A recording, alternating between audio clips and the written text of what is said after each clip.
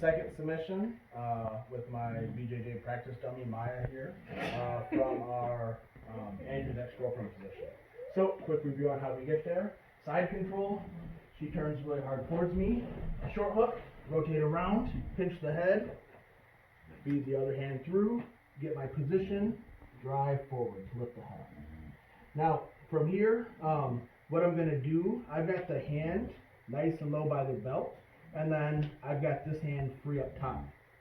The first submission that we did, where we pull up and finish from here, but I've got a couple other options. I can also go for a choke from here.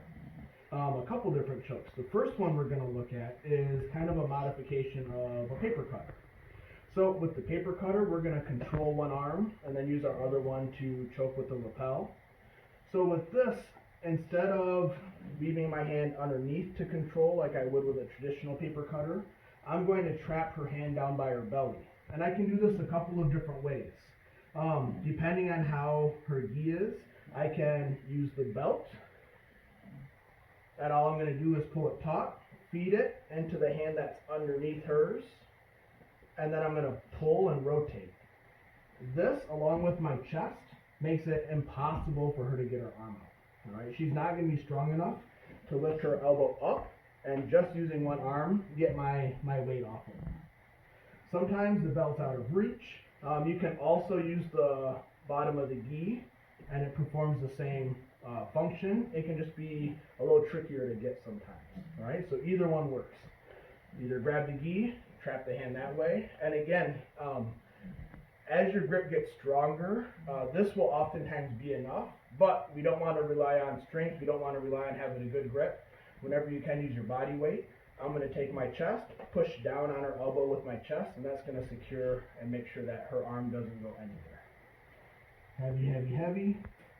Feed the lapel or the belt. Nice tight grip, and now I'm all set. From here, with my now free hand, I'm going to look, reach down, and put a thumbs in grip at the lapel. I don't want it super duper deep. Right around here on her chin is where I'm aiming for my palm to be. Once I get my grip, I rotate my entire body to the side of the trapped arm. So I rotate over. I'm still heavy on this elbow, and I have a thumb in grip. Right? So if I look down right now, I could give myself a thumbs up. I don't want to have a finger in grip like this. All right? That won't work very well. From here, I'm going to take my elbow, sink it all the way down to the mat. If that doesn't give me enough pressure, I can flare my elbow up in order to finish it.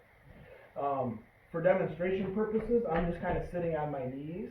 If I were to actually finish this, I apologize, the head was going to suck, I would get off of my knees and bring my weight back. But I love my daughter. I want her to see 17, so I try not to do that too much. Important detail, once I get my grip, I don't want the flat part of my wrist against her neck. I want the pinky side blade of my wrist against her neck. If it's flat, I don't apply as much pressure.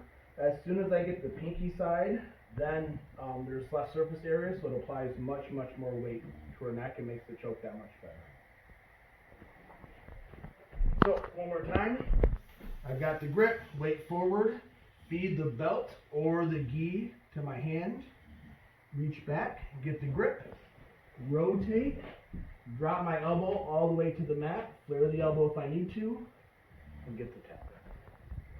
Alright, next we'll look at my second favorite finish to this, and that's doing the scissor choke on the neck.